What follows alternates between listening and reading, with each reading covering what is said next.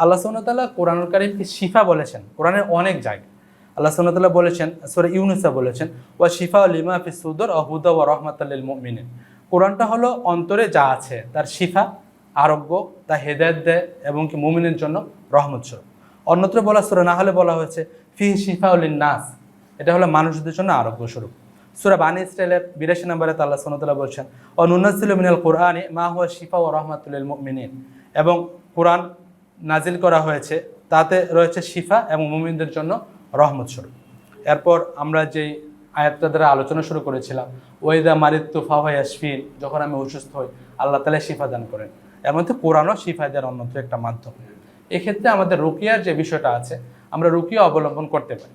আমাদের যদিও সায়েন্টিফিক্যালি শয়তানের অস্তিত্ব নিয়ে অনেক কথাবার্তা আছে কি নেই, কিন্তু কোরআন এবং সুন্নাহ অনুযায়ী শয়তানের উপস্থিতি আবশ্যক এবং অবশ্যই আছে।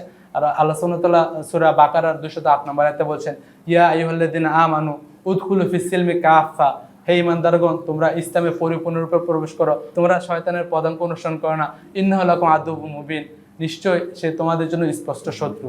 তো আমাদের উচিত সেই জন্য সকাল সন্ধ্যায় আমাদের যে জিকির আজকারগুলি আছে এই জিকির আজকারগুলি বেশি বেশি করে করা। এই জিকির আজকারগুলির মাধ্যমে আমরা জিন শয়তান মানুষ শয়তানের বিভিন্ন থেকে অনিষ্ট থেকে আমরা আশ্রয় লাভ করতে পারবো।